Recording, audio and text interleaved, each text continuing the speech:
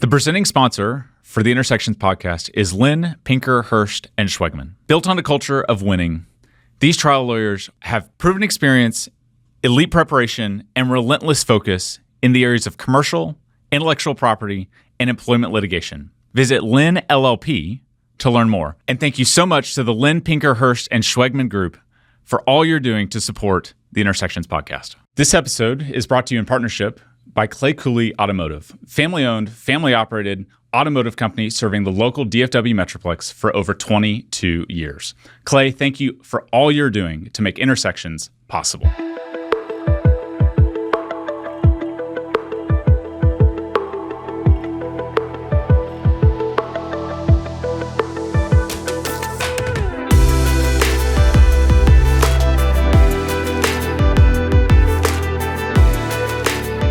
Dale Petroskey, really a fascinating interview. White House, Baseball Hall of Fame, National Geographic, and chair of the Dallas Chamber. We tried to tie all those together. Yeah, I don't know how they all tie together, but it's an incredible life history. He's done and seen a lot, from 10 weekends at Camp David with the Reagans, all the way to executive vice president of the Texas Rangers and then leading the Dallas Regional Chamber. He has seen a lot, and I think what he spoke of so clearly was how to build relationships, how to nurture people, and ultimately how to go do your best in everything that you do.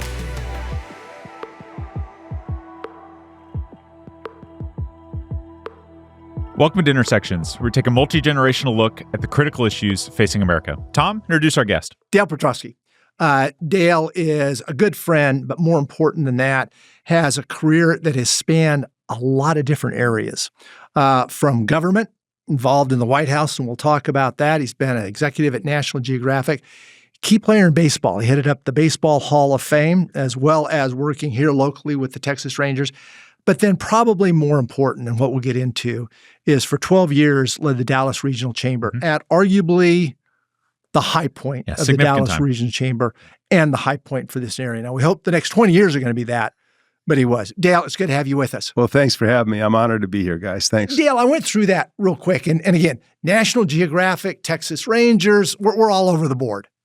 What ties it all together? I think the key for me is communications. You know, I was a journalism major at Michigan State. So I think I've always been a pretty good communicator in every form. But also it's relationships and understanding people. I think I have a very good understanding of how to connect with people, how to connect dots. And I've always been interested in things that are interesting. You know, when I was graduating from high school as a 17-year-old, I had a beautiful girlfriend. Her name was Ann Grover. Okay, she's been my wife now for 47 years. And I was hoping it was. Yeah, I know we were going to get a transition. Yeah, no, I wouldn't do that. Some guys might do that, but not me.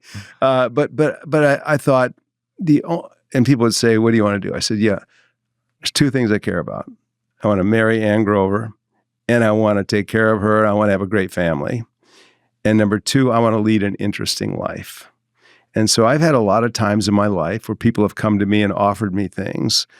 And maybe I was at National Geographic at the time, and maybe that was for more money, but it wasn't as interesting. But there's one time in my life when I had a real dilemma. I had been at National Geographic for 12 years, was in the top 5. I was the youngest of the top 5. I thought I had a shot someday to be president of National Geographic. And my buddy called me and said, "Dale, this is a job you need to have." And I said, "I already got the job I need to have." He said, "No, president of the Baseball Hall of Fame."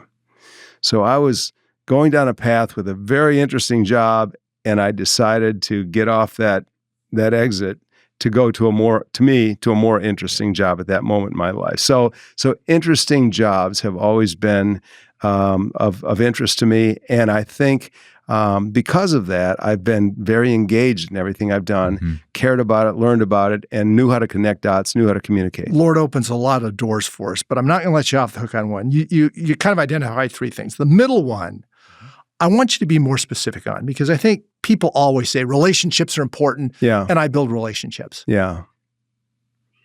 Dive into that deeper. What does that mean to you? And really, what about you from a characteristic standpoint makes you good at developing relationships? What is it that you do from a tactical standpoint Yeah. A little bit more on that. So let me give you an example. When I was at the Dallas Regional Chamber, I would often meet with new CEOs who came to town. And I'd ask to have lunch with them. And we'd go out to lunch. And I'd say, listen, I've read all about you, kind of know all about you, but why don't you tell me in your own words about your life? And they'd start by saying, I graduated from Yale. And then I said, no. I said, you didn't come out of the womb graduating from Yale. Who are you? Tell me where you grew up. Who are your parents? What did they do for a living? Did you have siblings? What did you care about as a little kid? And by asking that question and resetting them back at the beginning, you can just unspool their entire life. And I would sit there literally for 45 minutes, not saying a word, just intently listening for what they really cared about, listening to some of their insecurities, listening to some of the things in their life that were life-changing, either in a positive way or a negative way. And by the end of that lunch, I knew exactly who that person was, so that I knew how I could connect with them going forward. Mm-hmm. And I knew that could be the one or two things. Might be golf, Tom, or it might be baseball, or it might be we both have families in northern Michigan. Whatever it was, I had a way to connect with them. And it made... So just play it down until you find something. It made life so much easier for me to do business with them, because these relationships were not transactional then. They became personal. Okay. And so that's the way I've always operated. And I think I have a natural interest in people. I think I'm a very active listener.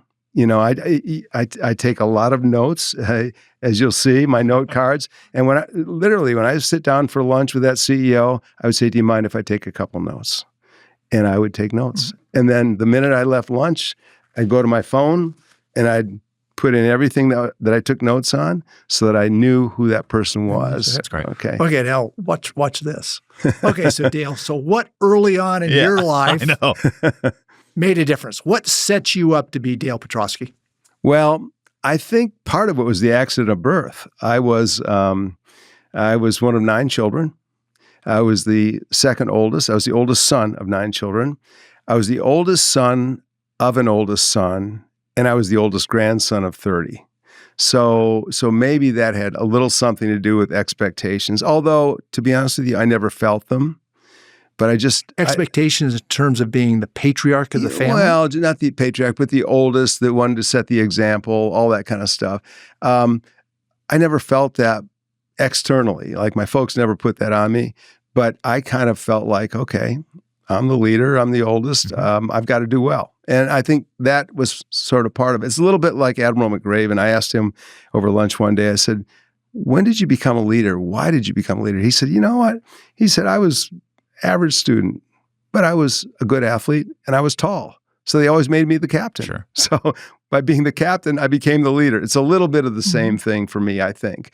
But I had a wonderful growing up. One of 9 kids. I lived in a 1,300 square foot house until I was 16 years old. Mm-hmm. So 1,300 divided by 11. Yeah, exactly. That would not a lot of space. That would be like one corner of the homes in Highland Park. You know? And we were bumping into each other all the time. And people might say, "Oh, I'm sorry to hear that." I say that's the luckiest thing that ever happened to me, because today the 9 of us, and now we have expanded families with spouses and kids, and we are each other's best friends. I mean, we are a family. We're a unit. We help each other. We do everything for each other. We do help each other's kids, help each other's friends, and I think it goes back to that 1,300 square foot house, to be honest with you. So you mentioned earlier that at 17 you had these things you wanted to do. Well, I don't know a lot of 17-year-olds today that are saying they want to go get married, number one, but also have the foresight and the vision into their future life. What were the lessons or leadership ideals or things that grounded you that created that 17-year-old who was ready to take on the world? Yeah, I think I came from a very stable home. My parents were high school sweethearts who married, loved each other. That was obvious. Cared about their kids, cared about their family. That was first for them. We were part of a bigger family, which was the Petroskey family, which was a big, loving family. And so I think that gave me the comfort and the stability to say, I'm going to have a stable, comfortable life with a family. Mm-hmm. Okay, not everybody has that at the beginning. The other thing was I was a good athlete. I was a captain of my high school football team. I made the team as a sophomore. Later became captain. I was a quarterback. I was a captain of my high school baseball team, made varsity as a sophomore, started as a sophomore, played on 2 national championship baseball teams growing up. And so played with 2 guys who got drafted and played in the major leagues, Todd Cruz and Larry Sorensen. But the fact is that I had some success. And I think success begets success. And I think when you have success, you gain confidence. And so I think those were the things that kind of launched me to say, okay, I can do something here with this life. But your undergraduate, as you said at Michigan State, was in journalism. You don't usually think of journalism and leadership necessarily in the same sentence. Now, journalism in terms of understanding, research, deep conveyance of communication, all those sorts of things, but you usually don't think of it as a route to leadership. Yeah. I never thought of myself as that I was going to be a leader. I wanted to make a good enough living to take care of my family. I didn't know what that meant. If I was a reporter, that's the way I would do it. If I was a PR guy, that's the way I would do it. I never really thought I was going to be a CEO. And so, it just happened as time went on. And I think part of it, Tom, was going to Washington and working on Capitol Hill. And all of a sudden, an entire world opened up to me that I never knew in Michigan, which was there are a lot of smart people in this country from all over the place. And you're starting to learn from them. They have expertise in banking, or they have expertise in agriculture, or all these different subjects, education. And then you're starting to be around people on the Hill, like my boss, Congressman Bill Goodling of Pennsylvania, he was an apple farmer and a former superintendent of schools, but so down to earth and so caring. And he really was, he had been a coach, but he really was beyond a congressman. He was a teacher and a coach, and he coached me and he taught me. And I think I took so much from that while being around some pretty sophisticated and pretty able people that I probably wouldn't have been around if I hadn't gone to Washington. And then I end up in the White House, and then everything just ratchets up from there. And you start to see, oh, that's what leadership looks like, or that's what smart looks like, or that's how things get done in a professional way. And all of that, I think I stumbled into some of this, to be honest with you. You mentioned Representative Goodling, and you said at one time that the 2 things he told you was work hard and be kind. That was the success. Yeah. No question. And I think that's been my mantra my entire life now. And I tell my young staff, and I tell my own kids, I said, the only 2 things you need to do to be successful in your career is to work hard, work really hard, and be really nice. And what I say is this, and I don't mean 4 days out of 5. A lot of people can work hard 4 days out of 5. They just can't work hard that 5th day. A lot of people can be really nice 4 days out of 5. They just can't be nice that 5th day. And what do people remember? That's a good point. They remember the day you weren't nice. They remember the day you didn't work hard. So you lose opportunities because people say inconsistent. But if you work hard every day and you're really nice every day, that's consistency, and you develop your brand. And people say, that's the guy I want to be around. And in my entire career has been people tapping me on the shoulder saying, come with me, come with me, come with me. And the reason is I've always believed that you're auditioning for your next role every single day. When you're out there and you're in public, I don't care if you're in the grocery store, you are auditioning for your next role because you never know. Absolutely. Everybody's paying attention, and everybody's, kind of judging you. Before Washington, though, you went from Michigan State and then went into politics. Yep. Assistant press secretary for the Republican caucus in Lansing. So very different. You went from Republican Lansing to caucus Lansing. You went from than Lansing to it is now. Lansing. Yeah. Understand. But what was the attraction to go to politics? Well, Again, journalism, you'd think, go into more the mainstream type of journalism. Funny story, and you guys know, and some of life is just serendipity, right? My last term at Michigan State, I only had 3 credits. Okay, I was an RA in the dorm, but I had 3 credits, and I was on a great softball team that we hoped was going to win the campus championship out of 500 teams. We lost in the championship game 3-2, unfortunately, but that was my goal, and I knew. So I was graduating in June, getting married in October. Okay, so I needed a job. Yeah, and I really wasn't sophisticated enough to know, you really have to hustle to get a job right now. I thought I'll get a job when I get a job. So my last term in school, I interned for United Press International at the state capitol building. Okay. And one day, as luck would have it, I'm walking down the hall in the Capitol, and Dave MacTell, who was the press secretary for that caucus, the House Republican caucus, said, Dale, psst, come over here. So he said, what are you doing after you graduate? And I said, no plans. He said, why don't you come work for me? He said, Gene, I forget Gene's last name, is leaving us. I need a good young guy. Why don't you join my team? And it was as simple as that. That's how I got into politics. That's amazing. Yeah, I was really a reporter at the Capitol building. So I was in that environment, but I didn't plan to be in politics.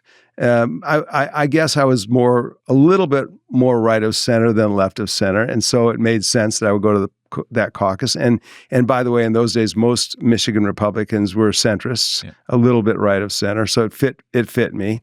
But I was doing press releases we had 40 members of the Republican caucus. There were 70 Democrats and 40 Republicans. That's how big in the minority we were. And I was doing press releases. We send them to their hometowns and their hometown papers. And we do radio actualities where we have the tape recorder and, interview them and cut it up and send it back to the radio stations. That's what I was doing. And then one day, let me back up here because this is an important point. Ann was working at the transportation department across from the Capitol. I was working in the Capitol. We worked one block away from each other. She started at 7:30. My office started at 9. And I'm newly married. I said, I'm not going to lay in bed. I'll get up with my new bride and we'll have breakfast and I'll walk her down to her office, drop her off, and I'll go in early. Well, nobody was in there at 7:30 except me, and I was only reading the paper, to be honest with you. One day, a 29-year-old state rep who was down the hall knocks on my door, said, Dale, can I talk to you? And I said, sure. He said, you're the hardest working guy here. You're always the first one in the office. He didn't know about Ann, and he didn't know I was just reading the paper. He said, listen, I've got something I want to talk to you about. I think Ronald Reagan's going to win the nomination. This is, by the way, 79. Yeah. Okay. I think Reagan's going to win the nomination. I think if he does, I think he's got a good shot of beating Carter in 80. He said if he beats Carter, he's going to take my congressman, David Stockman, from my district to be in his cabinet. He thought energy secretary at the time, but turned out to be budget director. So he's going to take Stockman into his cabinet, opens up that seat. I'm going to run for that seat. I want you to run my campaign. Wow. I'm like 25. I'd never run anything in my life, right? And I said, Mark, if all those dominoes fall, I'm in. Thinking there's no way all those dominoes are going to fall. And then they fall, right? So then I go down to Three Rivers. By the way, it's a special election because it's an open congressional seat. It's like, it was a sprint, not a marathon. So I get down there, really just tried to figure it out. I just knew that we were going to work hard. We're going to be organized. We're going to try to win this thing. We won by 181 votes. 100. I still got the slip of paper of the final vote count. There were 7 Republicans in the race. Stockman had picked his campaign chairman to be his successor. Stockman was riding the wave, as you remember, Tom. He was on the cover of every magazine, the Wonder Boy, for 34 years old, youngest cabinet secretary ever. So he picks John Globinski, his campaign chairman, to be his successor and anoints him. Globinski's a Harvard-educated lawyer from St. Joe, the richest part of the district. This district was 7 counties long, the southern border of Michigan, Ohio, and Indiana. And so he's the main candidate in that part of the district. A popular state senator is the candidate in the eastern part of the district. So we make a decision. We're going to lose this county, but we're going to finish second. We're going to lose this county, but we're going to finish second. And we're going to win all the little ones in between. Second wins. That's exactly what we did. And we won by 181 votes. That's how I get to Washington. Okay. And when you got to Washington then, so you're chief of staff for the representative. No, there's a period in there that I want to talk about. So the guy's name was Mark Siljander, the congressman whose campaign I ran. Get there, I'm his press secretary on the Hill. And the office is a mess. I mean, he was a great candidate, but less a less good congressman. He was there kind of to play. He's 29 years old, and he had a lot of people influencing him, and it just felt icky to me. I didn't feel like this is someplace I wanted to tie my reputation to. So we get there in April, and in November, the staff that had worked on the campaign is out having pizza and beer on a Friday night. And they're all bitching about the office and how it's run or not being run. And I'm quiet. Now, I was the highest ranking person at the table, and I was the campaign manager. And they look at me and they say, Dale, you're being awfully quiet. I said, you know why? If I take a paycheck from somebody, they sign my check, I got no right to bitch about them. If you guys hate it this much, then quit. And by saying those words out loud, I told myself, I'm quitting. I just told myself I'm quitting. I go home to Ann on a Friday night. I said, I'm quitting on Monday. And she said, what? Like, we don't have any job. I don't have a job. You won't have a job. We're in Washington. We don't know anybody. I said, we'll figure it out. So that's what happened. And so now I gave 2-week notice. And on November 20th, just before Thanksgiving, it became effective that I was out of a job. I sent Ann home to Michigan to be with our families for Thanksgiving while I stayed back in Washington looking for a job because I needed a job. And so I'm walking the halls of Congress on Wednesday, the day before Thanksgiving, and I run into a guy I worked on the campaign with, Mike Ridenauer from South Bend, Indiana, went to Notre Dame. And he said, Dale, I heard you quit Siljander. I said, yeah. He said, what are you going to do? I said, you know of anything? He said, only thing I know is that Bill Goodling's looking for a chief of staff, but that's way out of your league. You know, you've only been here 6 months. You're way too young, but that's all I know. Went right to the bookstore because there was no phones to look anything up. Got the Almanac of American Politics, which is sort of the Bible for every district in the country. Looked up his district, looked up about him, looked up about the makeup of the district, and put together my resume over the weekend on an old Hunt and Peck typewriter, turned it in on Monday morning after Thanksgiving, never expecting to hear from him. And the next day I got a call saying, Congressman wants to see you. I thought, really? So on Thursday, I went in, and what I began to realize very early on was that yes, he was a congressman, but really he was a coach. He was a teacher and a coach, and he had a safe district. His dad had been the congressman before him. He'd been there for 10 years. He never had a tough reelection, and he was bored. He wanted a project, and he saw in me a project. That's great. He saw in me a young quarterback that he could, with some potential, that he could mold. And he told me, Dale, I know this is crazy. I'm going to hire you. Don't worry what you don't know. I'm going to teach you. Let's talk water. Water is one of the most basic inputs in daily life and one of the least examined. Most people don't know what's actually coming out of their tap. In cities across the country, including Dallas, municipal water can contain elements like chlorine, lead, PFAS, and nitrates. These are measurable compounds, and ongoing research continues to explore their potential impact on long-term health. At a minimum, it raises a reasonable question. What's actually coming through the tap in your home? Dallas Water Doctor is a local DFW company focused on answering that question. They test water at the home level, explain the results clearly, and recommend solutions based on what's actually needed. Whether that's reverse osmosis, whole home water filtration, or something more targeted, they take care of all of it. To learn more, visit dallaswaterdoctor.com/intersections and mention the Intersections podcast for $200 off any filtration solution. Again, that's dallaswaterdoctor.com/intersections. Thank you to the Dallas Water Doctor team for everything you do to support the Intersections podcast. Between taxes, the unpredictable nature of markets, legislation changes, and so many other variables, your financial plan may feel like it is often under attack. That's why your financial planning team should operate like a battleship where everyone is working hard to accomplish the ship's mission. Too many wealth management teams operate like a cruise ship, catering to the masses, chasing fads, and not truly setting their sights on a long-term destination. If you want confidence that your current financial plan is a battleship that is going to get you long-term results, reach out to Caleb Williams and his team at Roundtable Associates. They offer wealth management solutions and fiduciary advice with a clear and straightforward fee structure. Roundtable Associates, plan purposely, live abundantly, Thank you, Caleb Williams and team, for everything you're doing to support the Intersections podcast. You mentioned somebody came up to you in the halls of the Michigan legislature and said, do you want to join me as assistant press secretary? Yeah. You had a similar conversation, but it was in Washington. Larry Speakes was the press secretary for President Reagan. Right. He approached you. Why did he approach you, and give us the circumstances of how you ended up at the White House as assistant press secretary? Crazy story. Congressman Goodling every year had a big dinner in his district where he brought a big Washington name in. And it wasn't to raise money. It was for his college internship program. It's to raise money for his college internship program. In 1982, he invited Larry Speakes to be the headliner.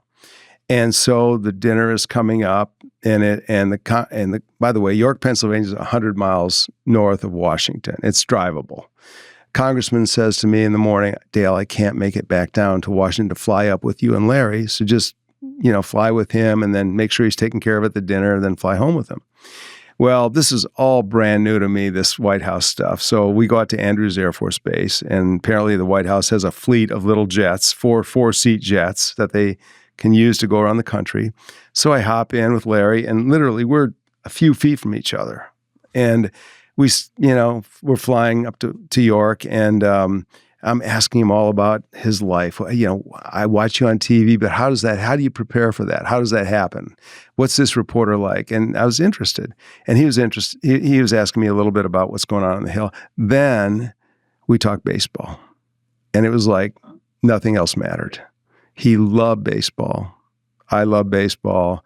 And we were like brothers all of a sudden. So we go up, I show him around, we have a good time, we fly back. Now we're close. After, half hour together, right? We get back, I write him a nice note, how much fun I had. I hope I can stay in touch with him. He writes me a beautiful note.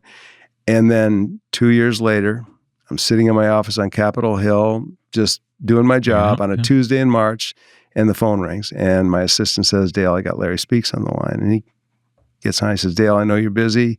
How you been? He said, always remember our night together going to Pennsylvania and back. He said, I came back and told my team the next guy we're hiring is that guy. And he said, how would you like to come work for the president and me? And it was about relationships. Yeah. It was about understanding how to connect, So now you're there. Yeah. Talk to us about the West Wing. What was life like? West Wing. Tom's been there many times. He was a White House fellow, so he knows. It's very small. The ceilings are low. The corridors are narrow. The show, The West, somebody just asked me the other day about what is the show, The West Wing. Has nothing to do. Yeah. I say some of it is very similar. Some of it's not very similar, but I mean, the pace is kind of similar. Mm-hmm. People are moving fast, all that kind of stuff. But it was really cool. I was 50 feet from the Oval Office. So I saw the president every day in public settings. We had press opportunities and trips and all that kind of stuff. But I got to know him pretty well on top of that through some other circumstances. So what were those? I mean, you had 10 trips with he and Nancy to Camp David. Yeah. That's an unusual situation. Now, I'll tell you how that happened. If as long as we're talking about the craziness of life and how things happen. So in the White House, the Reagans loved to go to Camp David every weekend. That was their respite. That was their little oasis away from Washington. And they'd ride horses and they'd walk in the woods together. It was very peaceful. And so we had a guy on our staff named Mark Weinberg, who was from Cleveland, Ohio, and sharp young guy, but he didn't have a girlfriend, didn't have a wife, but he loved being with the Reagans. That was his thing, to be close to the Reagans. So Larry would send him to be the press assistant with the Reagans to Camp David every weekend so that the rest of us could get on with our lives and have a weekend, Well, Mark was a bit of a smart aleck. And he said something that got back to the chief of staff, Don Reagan. And Reagan said, you're fired. You're fired. And Larry said, wait a minute, Don, we can't fire Mark, And it was just at the time when the Challenger had blown up, when the 7 astronauts. January of 86. Yeah, right? January of 86. And Krista McAuliffe was the teacher going into space and so forth. And so Larry said, Don, let's do this. Let's send Mark over to do the press on the Challenger for several months. Let's cool off here a little bit, and then we'll get him back after that. It was a cooling off period for Mark. So it's Thursday that week, and I'm in my office, and Larry buzzes me. He said, come up and see me. And he said, Dale, Mark is not going to be going to Camp David for a while. He said, I want you to go. Me? Why me? Kind of thing. So the next day, Friday, 3:00 comes around, Marine One, the helicopter's on the south grounds. I walk out with the Reagans. We lift off. 45 minutes later, we drop down to the Catoctin Mountains in Camp David, which was an incredible experience. And they invited us into, there were 5 staffers that traveled with them. It was the White House communications person. Mm-hmm. It was that really sends the message out to the world if we're at war. Mm-hmm. It's the military aide. It's his doctor. It's the press assistant and his personal assistant. Those are the 5 roles that go with the president to Camp David. And so I was the press assistant. And so I go up there, watch movies in their home on Friday night and Saturday night, come home, tell Ann that was an incredible experience. Check that off the list. I'll never do that again. And Monday afternoon, Larry calls me up again. He says, come up and see me. And I thought, what did I do? He said, well, you must have passed the test because the Reagans want you to go from now on until Mark comes back. So we got 10 weeks. And by the way, you can bring Ann from now on. So we got 10 weekends with the Reagans at Camp David in a very intimate setting where you really got to spend some time with them and get to know them, and they got to know you. And subsequently... So what did you see about the president?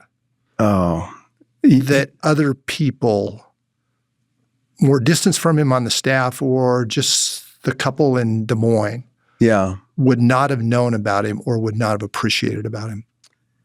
I would say that people have this notion of Ronald Reagan that he was more outgoing than he really was. He was a pretty quiet guy, very, very respectful of everyone. Mm-hmm. I mean, that was the way he was raised. Despite his fame, despite being great on stage, when you were with him alone, you were the one initiating the conversation. And that's hard to do because usually you're taught don't speak unless spoken to. But he was open to that because he was just so down to earth. And I'll give you one example. So we'd watched a movie on a Saturday night, and for some reason, and we always critique the movies right afterwards. We stood around and critiqued the movies. And because they love movies because they came from Hollywood. And so we saw the movie The Money Pit, Shelley Long and Tom Hanks. And for some reason, none of us thought it was very funny. And so President was trying to get something out of us. And he says, well, if nobody wants to say anything, I'll say something. That was terrible. And he said, listen, Nancy and I, we just take recommendations from our friends about what we might want to see. But if you guys have ideas, what you'd like to see, let us know. I was standing right next to him. I said, Mr. President, I love baseball. He said, I know. I said, I would love to see you playing Grover Cleveland Alexander in The Spirit of St. Louis. He said, you would? So he started talking about this scene with Cookie Lavagetto and Bob Lemon and how they shot it. So the next weekend, I'm back in Michigan for my sister's wedding. And Larry sent Rusty Brashear up to Camp David that weekend. So I called Rusty at Camp David. I said, Rusty, how's it going? He says, oh, it's awesome. I said, what'd you see last night? He said, we saw the winning team. And the president said, I got this for Dale. Where is he? So I didn't get a chance to watch it with him. But it was, but that's the kind of guy he was. Okay. Let's flip that, though. I think it was Tip O'Neill, other Roses, but Tip O'Neill reinforced the phrase, the great communicator. Yeah. Probably more effective in front of television, arguably with John F. Kennedy, but effective in front of television and developing that. And again, as you said, he was a movie actor, did a lot of commercials, so he was in front of the camera a lot. But what, when you were close to him, made him such a good communicator that he could really connect with the American people? Yeah. Part of it, I think, was his voice, to be honest with you. I mean, he was a radio announcer before before he was an actor and before he was on Actually, TV a lot. Baseball games way back when he was reading the ticker, not Yes. even at the game. Yes, very good. But trying to convince people. He for was the at game. Cubs. He was in Yeah. Des Moines, Iowa. Des Moines, Iowa, exactly. And WHO, doing the Cubs games, recreating the games. But he had this silky voice, I think, which really comforted people, to be honest with you. And he had a great way of being folksy and a bit, informal, while being still regal. I mean, it's a hard balance to meet, being authoritative but informal, and with this silky voice. And I think that had a lot to do with it. And the guy who really understood him and I think made him as effective as he was Mike Deaver. So Deaver, yeah, you guys talked about this before. Yeah. Deaver was the genius, the advertising genius who came from California with him, and knew him very, very well, understood him, and understood, by the way Americans were receiving their information. Mm-hmm. And so our game plan was simply this, because we knew how effective he was on TV. There might be 5 events that day.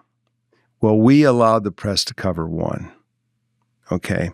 And in that one event that the cameras would be on, we dropped the line in there that they had to cover, which was an issue that we cared about. It might have been taxes.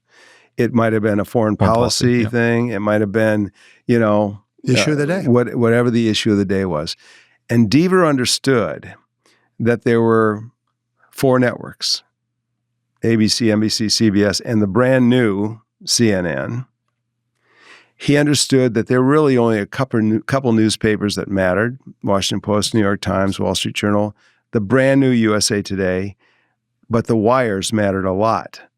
And as they were traveling with the president, they had to, that was the line, that was the news of the day that they had to cover.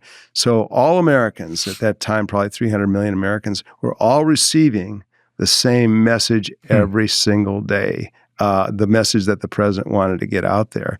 And I think that was really made for an effective and organized, agenda for the president. You laid out, Dale, as it was back then, a very organized approach. Today, however, mainstream media basically out of the game. You've got 24/7 content, which of course was never the situation with the 4 major networks. In addition to that, you've got a whole host of different, what we'll call periphery type of communication vehicles too. Do a compare and contrast of what it would be like to be in the press secretary, the communications office of the White House today versus back then. What are the challenges today? I don't know how they do it, to be honest with you. I think and I think this leads them to play to their base, and not play to the American public necessarily. I think the 2 things that are connected are gerrymandering and social media today. And what I mean by that is when you hand the pencils to the guys who have the offices and say, draw these districts, they're going to draw the safest districts they can. Okay. So that leads to, only the most extreme on both sides will win those seats. Well, then now that you've got a media that's not advertising based, but subscription based, it is thin sliced. And those media people know exactly who they're going after. And by what you're talking about there is old model was advertising. So if I want Ford to advertise in my paper, I've got to be kind of in the middle. I can't be too far off because Ford not going to want me. But if it's subscription, then what I really have is a group of people that want to pay me and they want to hear what they want to hear. Yeah. And I think, but the other part of that, Tom, is that with an advertising base, you're appealing to the general public. Right. And Ford wants to sell cars to Democrats and Republicans. Exactly. And in this way, now the way we do it is people tune into what they want to tune into. And generally they tune into, hear people who think the way they think. Yeah. New York Times and Fox News are exactly the same. They just go at it a different sides. They're just different. And these and the gerrymandered people from these, the voters, they're going to go to the people, they don't want to hear the other side. They want to hear their own side. And I think it's very dangerous. And by the way, I think the other part of it is the editing process is just out the window. I mean, the old days, New York Times, Washington Post, think about what you may, they went through a lot of edits so that it was accurate, it was right, and it was verified. Why did we lose that? Yeah, because it was so easy, because they were becoming less relevant, because it is money. It goes back to that. It's the way I make money today, and the only way I can survive. Sure. I mean, I think it's Washington Post failed, New York Times succeeded. Yeah. They were both to the left. One played it much better than the other, and then you look at a success like Fox News and compare that to anything in the middle. Sure. Dale, you had a lot of great experiences there, but there's two that I want you to focus in on and talk about. You were privileged to join the president in two different meetings with Gorbachev. I want to talk about the second one, but the first one was a key one. That was in Washington. First one was in Geneva.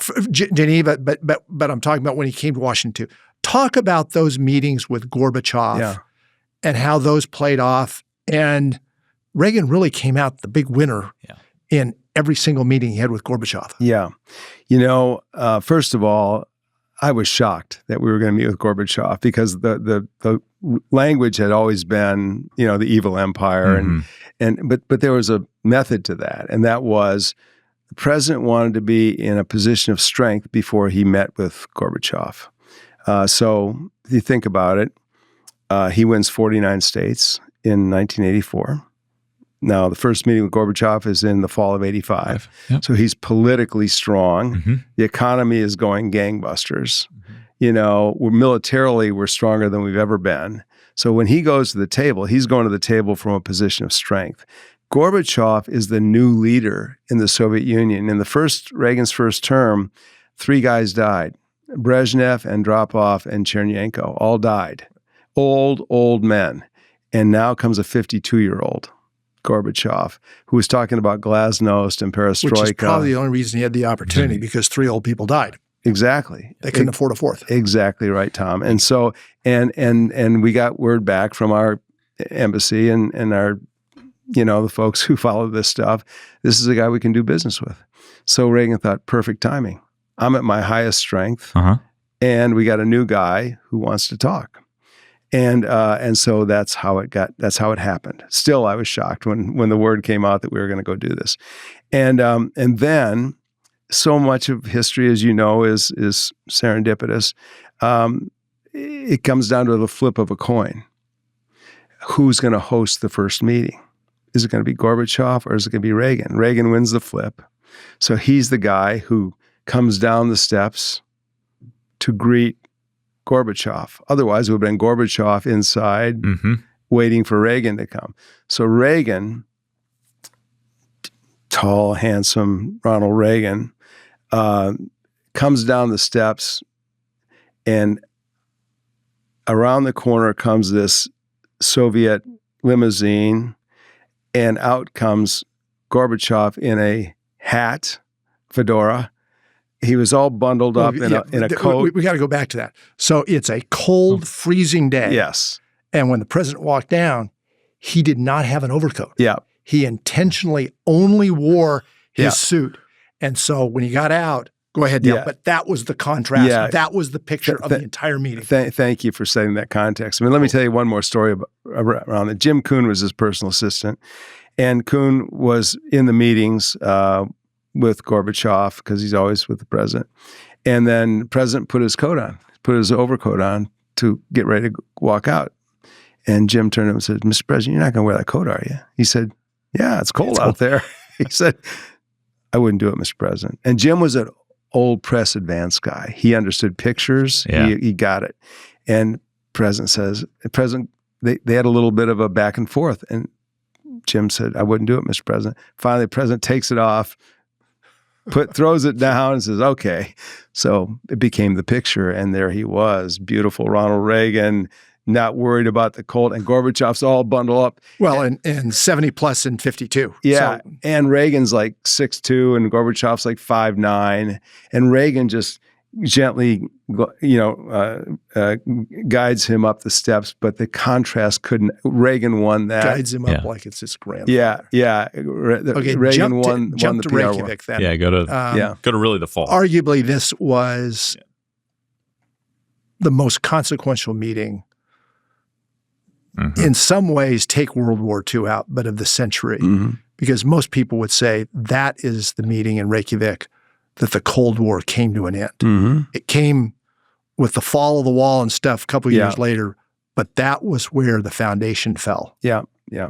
Well, I think when we left Reykjavik, President was so disappointed because he had come so close to making a deal, and then Gorbachev asked for something that President couldn't agree to, and that was to give up SDI, give up the Star Wars Strategic Defense Initiative, which was the umbrella, that would bounce missiles off it so it would protect us, and that was under research at that point. And President wouldn't That's a kind word, research. President wouldn't give it up. But when he left, and everybody on the staff was so let down because we were that close. But looking back, a year later, that was the moment that the Cold War, I think, was won. Well, most people would say too that at that time, everybody had framed U.S. versus Soviet as a military issue. Every president, from Truman all the way through to Carter. Reagan didn't. He framed it as an economic issue. So all of a sudden, when he put SDI on the table, and arguably the chances of achieving his goal were close to zero, if not zero. But the cost of playing the game, thinking poker terms, was so high, Gorbachev couldn't do it. And Gorbachev, during that meeting, said, in words that you could never imagine a Soviet premier ever saying, "Mr. President, I'll give you anything if you'll take Star Wars off the table." And President Reagan's reaction was? He stuck to his guns. He walked out. He stuck to his guns and walked out. I would say this too, Tom. It wasn't just an economic issue. It was a moral issue for Ronald Reagan. Yeah, that's fair. He really believed that they were an atheistic nation, and they would beg, borrow, and steal. Do you remember what they messaged right after that meeting? Do you remember what y'all worked on? We did not sugarcoat it. And then President was very clear that he was disappointed, that he came there for peace, for a deal, and left without peace in his hand. But by sticking to his guns and by keeping it going, inviting Gorbachev to Washington, that's what Tom was referencing, and that was the next step. And then Gorbachev invited him to Moscow. So they kept that relationship going, even though they didn't. A lot of people would walk away and say, "I'm not dealing with you anymore." We know leaders that would do that, but this guy, they kept it going. And then with Bush in the White House, the Soviet Union came down, and the wall came down, and Soviet Union dissolved. And it was a great moment in history. Let's do baseball. So all of a sudden now, well, a couple things in between. Fast forward. But you get to be, as you talked about, the head of the Baseball Hall of Fame. Any kid that accepts and plays with and collects baseball cards has got to think that's the best job in the world. It was. And what was the job? The job was to be the face of the Baseball Hall of Fame. And so there are two aspects to it. It's the National Baseball Hall of Fame and Museum. So there is the Hall of Fame, which is made up of, at that time, there were 220 Hall of Famers, 60 living, to be the person who creates the family of the 60 living Hall of Famers. And by the way, when I got there, they weren't much of a family. They came to Cooperstown once a year, saw each other. But you got to remember this. In those days, there's no interleague play. And there were guys that stayed in the National, Ernie Banks, National Leaguer his entire life, didn't know any of the American Leaguers really. I mean, heard about them, didn't know them. Al Kaline, American League, played for Detroit his entire career, didn't know any National Leaguers. The only time they kind of got to know each other was at that weekend, if they came back. And a lot of them didn't come back because Cooperstown's hard to get to. So I resolved at the beginning to make them a family. And we did things for them. I'll give you an example. Tom Seaver stayed behind after my first weekend and just wanted to coach me a little bit. He said, "Dale, these guys are feeling a little bit unloved. that nobody's paying attention to him too much from Cooperstown because the staff didn't know how to do this stuff. They just knew how to put on events. They didn't know how to build relationships. So he said, next year when they come here, do something a little nice for them. And by the way, I didn't wait till the next year. I traveled that winter to go to their homes and see Willie Mays in Atherton. And I had a lunch with Duke Snyder and Don Sutton and Eddie Matthews in Southern California, just to have fun with them together. And I'd travel the country to get to know them in their places, not when they came back to Cooperstown. So the next Hall of Fame weekend, underneath or on their pillow as they walked into the rooms was a watch. And it had the Hall of Fame logo on it with their signature on it.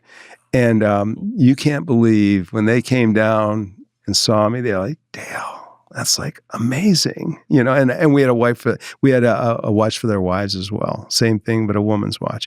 And a little gesture like that planted, after Tom Seaver planted the seed in my head, went a long way to all of a sudden changing the atmosphere and the culture.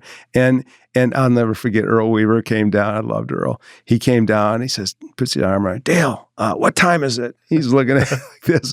But it was just a small gesture, but that was just the beginning of a lot of things that we did to create a family. And I was really proud of that. So that's that side. The other side is the museum. And the museum needed to be updated and modernized. We needed to do some new exhibits because they were a little bit dated. And we actually made it bigger and modernized it.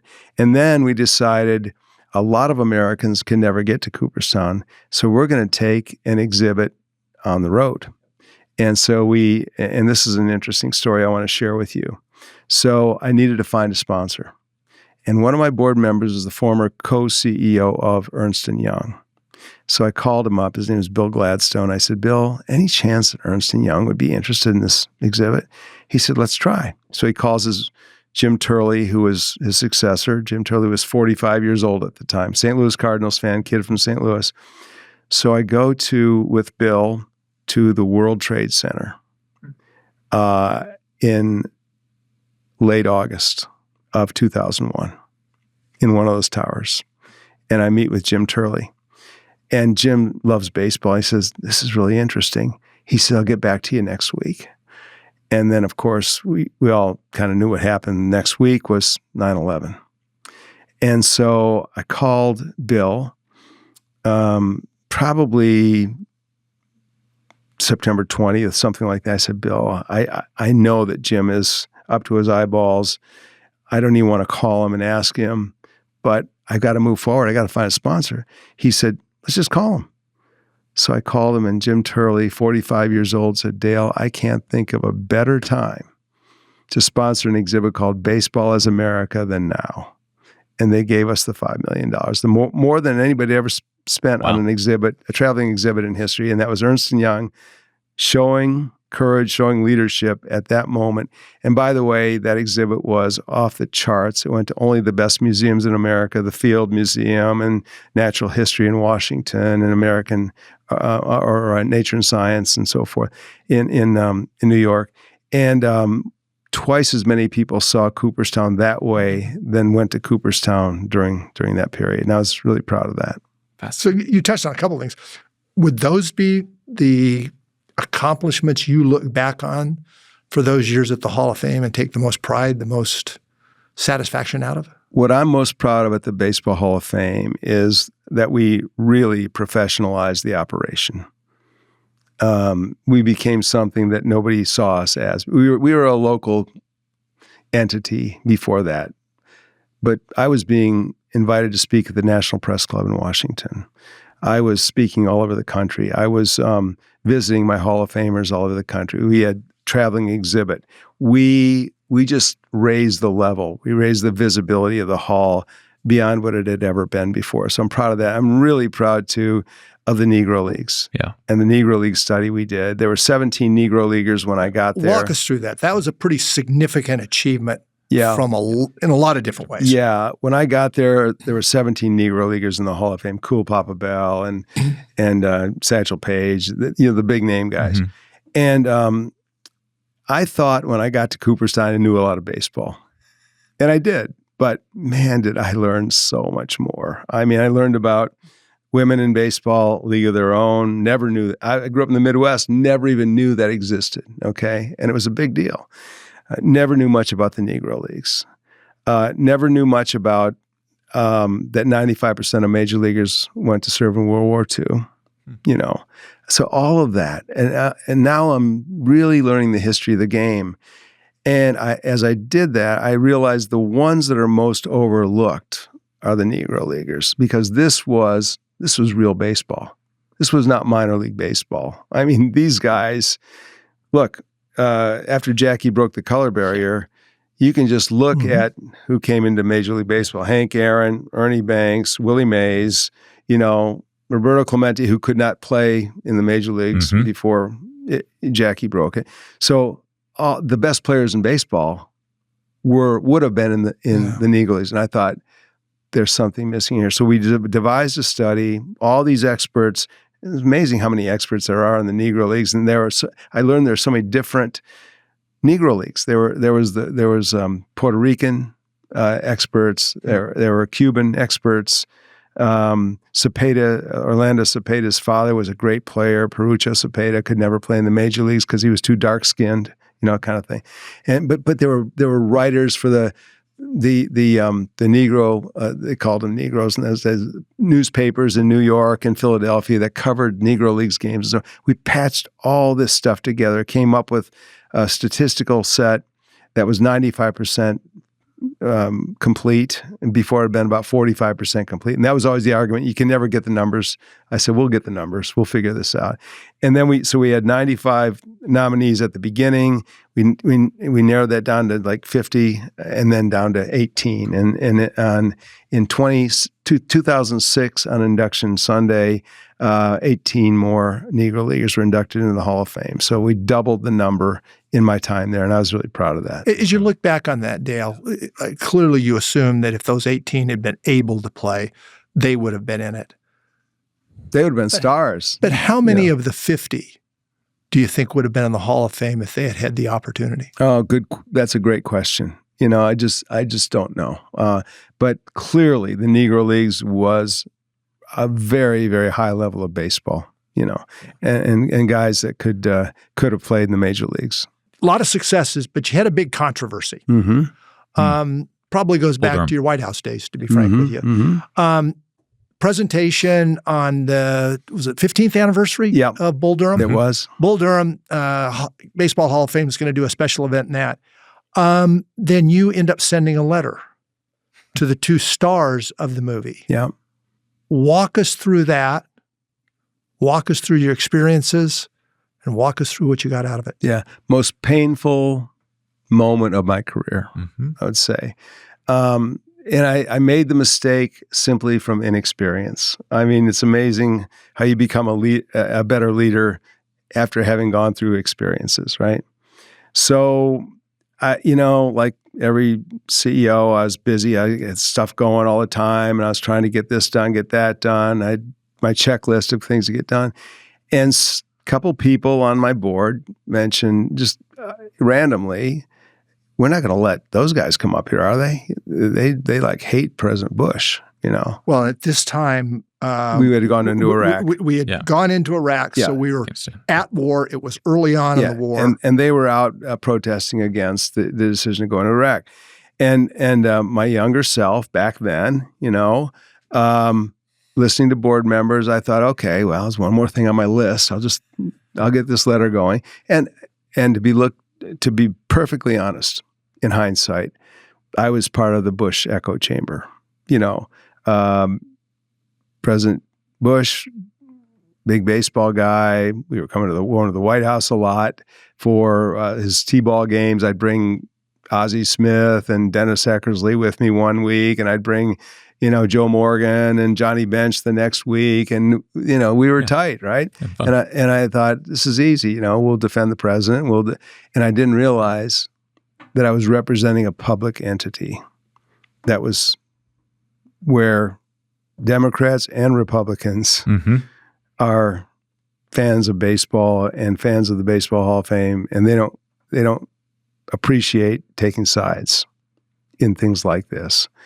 And so I can't tell you the number of letters and just virile letters that would come in. And I got letters on the other side too, but I kept them all. Well, and Kevin Costner came out against you. Yeah. Mm-hmm. Oh, yeah. He was not one of the focals of the two, but he eventually came out against you. And I deserved it. And it was cloaked in a freedom of speech democracy. Yeah. And I deserved it. And I deserved it looking back on it.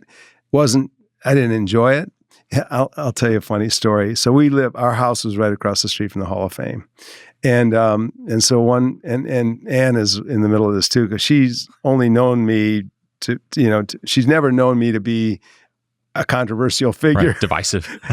And so I'm in the shower in the morning, and she's reading me the letters to the editor in the local Cooperstown paper, railing against me. And I would tell her, Ann, I can't hear you. I've got my fingers in my ears. I don't want to hear that. Uh-huh. But it was a funny moment. But I can laugh about it now, but it was a painful moment. Yeah. Okay, take us to Dallas. Cool. You then come to the Texas Rangers, a very different baseball job. Now you're in a single organization. I think you're the executive vice president of marketing. Mm-hmm. Talk to us about how that happened, and ultimately, what did you do to increase the brand awareness of the Rangers locally? Yeah. I got a call from Nolan. Nolan Ryan had just become the new president of the Texas Rangers. Mm-hmm.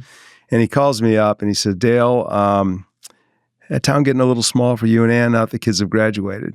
Because our kids were, in high school there. We went to all the events and he was right. I mean, that town kind of shrinks up a little bit on you when your kids aren't involved anymore. He said, look, I'm down here. Why don't you come on down here and be my executive vice president of marketing? And this is 08, 09, correct? This is 08. Yeah, 08. So we did. We came down. And by the way, we bring Ann's mom with us. Ann's mom was living with us in our house in Cooperstown. Mm-hmm. We had a 3-story home, a federal-style home. The top floor was her own apartment. So it was a beautiful setup for us. So we bring her down here with us. She's a gamer. She's going to be 100 years old, by the way, in October. Wow. Still lives next door to us. And I just love her. If my mom is here, my mother-in-law is like right there. Cool. I mean, I've known her all my life. I love her, but she comes down here with us. But I come down at a time when Tom Hicks is fixing to sell the Rangers. Yep. I didn't know that, to be honest with you, at the time. So it's a difficult time. I'll give you an example. We were in the old ballpark. And our offices are on the 4th floor, and the hallway leading down to the executive offices had framed posters of all the great players of that team. So it was Michael Young and Ian Kinsler, and so we would trade a player, and I would say, hey, we got to change that thing up. And they said, can't do it. I said, why? I said, cost. I said, how much does a frame cost? They said, $50. We're not doing it. And so it was that tough. Yeah, it wasn't just selling; it was bankruptcy. It was that tough to work for that team at that time. And the other thing was, I don't think I got the real experience of working for a major league club because there was so much uncertainty. Mm-hmm. There was so much nervousness. I loved going to the games. Nolan and I sat in the front row, watched every game together. I loved that part of it. We talked about everything, right? I'll never forget. I'll tell you one story. We're watching a game. We're playing the Mariners. And he turns on to me. He says, Dale, who do you think is the best third baseman in baseball? I'm going through the American League East. I'm going, in my mind, it's right in front of me. I'm going through East, American League West. So I come down to 2 or 3 players. He says, I think he's right there. Points to Adrian Beltre. And we're going to get him. So that worked out well. It was those kind of fun things that I remember from working with Nolan. I love Nolan. But the fact is, it was an uneasy time working for the Rangers as they were preparing to sell. And then, of course, the new team came in, the new ownership group broomed us out. And so it was an unceremonious way to leave baseball. But I love my time at baseball, and I'm very close to the Rangers. Ray and Neil treat me great. They invited me to the White House with them when President Biden gave the team the World Series trophy a couple of years ago. So I'm close to the Rangers still. I'm on the foundation board. Cool. So Dallas, DRC. Talk to us about your transition ultimately to the regional chamber and what a CEO of a regional chamber just does for our audience who may not have any clue. What's your day in, day out? Okay. Obviously, we discussed you build relationships with CEOs, but go deeper than that, setting vision for the city and the business environment, et cetera. Okay. I'm going to take you back to 2014, and I get a call from my friend Talmadge Boston, who calls me in Los Angeles. We were living in Los Angeles at that time. I worked for 2 years for Occidental Petroleum, doing government relations, toughest job on earth, being in California and being a government relations guy for an oil company. And I was not enjoying myself very much. I mean, we enjoyed LA, but tough job. So Talmadge calls me up and said, Dale, Ambassador Oberwetter is leaving as president of the chamber. And what do you think about coming here and doing that? And I said, what does the chamber do? I had no idea. So I called my buddy, David Bechtel, who I knew was close to the Milwaukee chamber president, Tim Sheehy. I said, David, tell me about a chamber job. Dale, that's like the coolest job. Tim has tickets to the Packers, the Bucks, the Brewers, whenever he wants them. I said, I'm in. Yeah. I'm in. Now I got interested. But so I did get interested, and Ann and I we always loved Dallas. Our daughter graduated from SMU and stayed here. It would be a chance to get back closer to her. We had friends here, loved the community, loved the can-do spirit, the feel-good spirit here. And so threw my hat in the ring, and they chose me. I think they chose me because they knew I was pretty good in the community, pretty good relationship builder, knew how to raise some money, and had a lot of experiences to draw on. And so came back and took over that job, didn't really know what I was getting into, to be honest with you, and really knew that Dallas was a hot market, but had no clue about how hot a market it was. And sometimes you're lucky, right? I mean, you got the wind at your back.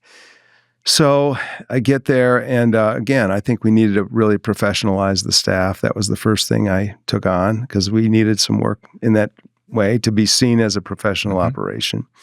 And then just building. And one thing that I was really proud of is we got the big companies in town involved with the chamber. A lot of them were sitting on the sidelines, didn't think the chamber could help them much. So in 2018, I asked John Stevens, who was the CFO of AT&T, if he would be the chairman of the chamber, and John said yes. The next year, Chris Nielsen of Toyota said yes, and we were off and running. All of a sudden, all the big guys wanted to play with the chamber. And so during my time here, we had a fantastic team, and I'll give a lot of credit to Mike Rosa, who is our Senior Vice President for Economic Development. That's great. With Mike Rosa, he's great. We helped attract 350 headquarters to move here. Now, some of those were proactive, where we went out and said, you need to be in Dallas, not California. And some of them were reactive. They were well down the path of looking at Dallas. We just had to convert them once they got here. First one, almost when you got here, was a small little auto company by the name of Toyota. So that was almost the start. But since then, it was McKesson, Caterpillar. I mean, the numbers during your reign were pretty significant. Yeah. With all the work that the chamber does, and again, involved in education, quality of life issues, promoting the city, bringing companies in, economic opportunities, what do you look at or look back on and say was the biggest contribution of the chamber to the health and the success of this region? I think the chamber became the go-to organization for a lot of things. People would say, chamber can get that done. And that goes back to the professionalization of the chamber, because we hired really good people, really smart people, and we knew how to run an organization to empower them to do their jobs. And so all of a sudden, the events we put on became much more professional and well attended. We had many more offerings for people. We were very cognizant of wanting to be inclusive of everyone in this community and empowering everyone in this community. So we had a lot of focus on Southern Dallas County and making sure that when people were coming in, talking to Mike and his team about economic development, that they were shown Southern Dallas County and the workforce there and the property opportunities there and so forth. And we just wanted everybody to feel like they were part of this, nobody left behind. education, of course, is our workforce, our future workforce, very, very important. Really proud of what Dallas ISD has done to raise the standards and to improve the outlook. They got a ways to go, but man, they're probably the model for every urban school district in the country in terms of improving quickly. And you can give Michael Hinojosa credit for that, Stephanie Elizalde credit for that. And our team worked closely with them, along with Todd Williams and Abby Williams and all those great people. So I think in some ways the chamber leads. In some ways the chamber is, comes alongside you. In some ways it cheerleader. It boosts you, kind of thing. Again, a lot of things, as you said, the wind has been on our back the last 10, 15, 20 years. Those successes, clearly good place to be, no income tax, that helps us. We've got land, central part of the nation. We're fortunate to have DFW. All those things are great. Gosh, you could have been a chamber president, Tom. I think you were as the mayor. I was. I actually was chairman of it at one point. But now I'm going to throw a little bit of a curveball at you, to use a baseball term. How much of our success, though, when it comes down to it, is not just the positives on our side, but the negatives that have evolved in California, the tri-states especially, but throw Illinois in there too. Sure. How much has that been a factor in our success? I think you could make a baseball analogy here and say, look at this young shortstop for Pittsburgh right now. Okay, he's starting in Pittsburgh. He's not going to end up in Pittsburgh. He's showing what he can do, but he's going to outgrow Pittsburgh. And the Yankees are going to come after him, and the Red Sox are going to come after him, and the Dodgers are going to come after him. The teams that win, or the teams that have money, resources, are going to eventually get him, right? It's going to be 9 years now. Yeah, I know. They were smart to lock him up. But the same is true for business. So, those companies start off in the Bay Area, or they start off in Southern California, or they start off in New York. And eventually they're going to say, that was good at the beginning, is not good for us now. Where is it good for us? Dallas. Dallas has got the population. They've got the Fortune 500 companies. They've got the critical mass. They are forward-looking. They've got a bright future ahead of them, and it's sort of limitless. And so I think there's some of that goes on. We do win because others lose, but we gotta be ready to take them too. But if we lost that spirit, like I think back to Tom's op-ed that he wrote in the Dallas Morning News 3 or 4 weeks back, and he really laid out these parallels between our current city council environment and what we're thinking about doing downtown, with things that have gone on in those states and those regions, called over the last decade or two. We lost that spirit in this city to go be agile, be quick, be business-minded, and be focused on actually attracting the right talent and companies to be here. Yeah, well, I think when I think of Dallas, I think of the Dallas region, because that's what I worked in. So if one wins, we all win. I think that Dallas has tremendous potential. But I think they need to align some things. I do think Linda McMahon was a great choice to lead economic development, because I think for a long time they were losing out on some opportunities where Plano was much more organized, Frisco was much more organized, Irving, Richardson. But so I think that if they can really if Linda can organize it in such a way and they have the political will to make some decisions that make it attractive to come to Dallas versus some other places, then I think Dallas can win a lot. But I think we're in some ways a little bit different region than a lot of places in that the city is not everything here. I mean, we have a fast-growing Collin County, and it just kind of spreads as far as you can see now. Yeah. Well, but take the region. We're the fastest growing GDP any place in the nation. We'll be the third largest market in the space of a couple of years. It won't take very long before we pass Chicago. Everything looks great. From a regional standpoint, what can get in our way? Is it the grid? Is it transportation? Is it water? Is it education? What are the things out there? And you did it for 12 years. Mm-hmm, mm-hmm. What worries you Yeah. that could turn this all around? Yeah. I think you mentioned all the right things. Power, water, education, transportation. Which of those worries you the most? Gosh. What I worry about is that we don't keep up with it, and because we know they're coming. And I don't want to wake up 10 years from now and say, Dallas used to be a great place to live. Mm-hmm. Not so much anymore. But so is that a question of complacency and attitude, or is it a strategy question? I think it's a matter of educating people and giving them a sense of urgency during a period of comfort. Mm-hmm. It's so comfortable to live here now. It's a great place to live. Mm-hmm. And it's hard to see that the future won't be as comfortable if we don't do these things. So it's the political will. And the political will only happens if you sell it as, if we don't do these things, then it's not going to be as great as it is right now.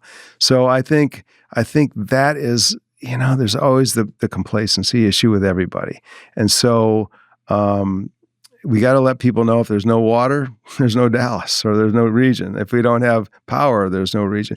And, the data centers now are taking up a lot of water, taking up a lot of power. And as we get more people moving in, so there's a lot of stuff going on right now. But if we don't have power, if we don't have water, if we don't have educated kids, and if we don't have a regional transportation system that truly works for everybody, then I think it's... Do we today? No. I love DART. I think DART's a great idea, but we can do a lot better professionalizing DART, making sure that it works for the suburbs. What do you mean professionalizing? Well, I came from Washington, D.C., where we had, the Metro. People that live in the Bay Area have BART. Mm-hmm. People that live in Boston have the T. Those are professional transportation systems. I mean, they're going to show up on time. They're going to be full because people have trust in them and want to ride them. What the schedule is. That you can afford them. And I see DART trains riding along empty. That doesn't feel very good to me. I think we can do better. And I'm not throwing water on anybody. I just think we can do better.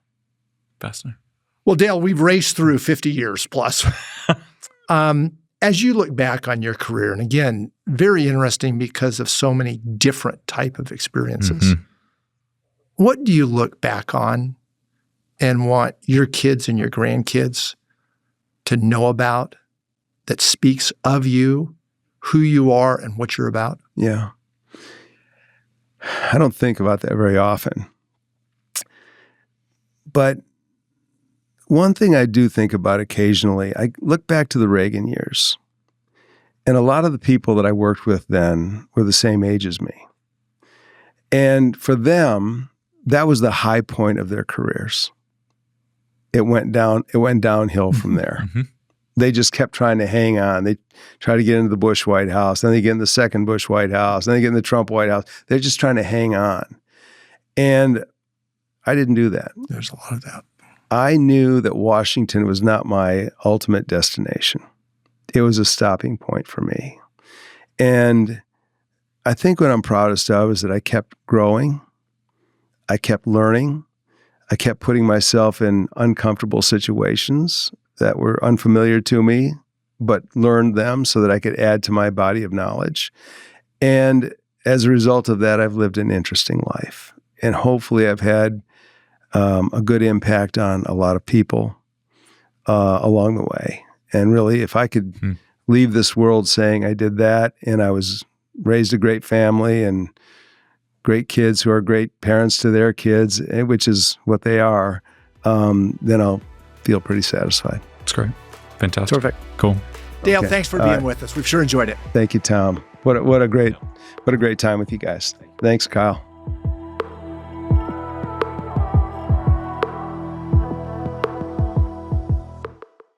Thank you for watching today's episode. Again, today's episode is sponsored by Clay Cooley Automotive, a family-owned, family-operated automotive company serving the local DFW Metroplex for over 22 years.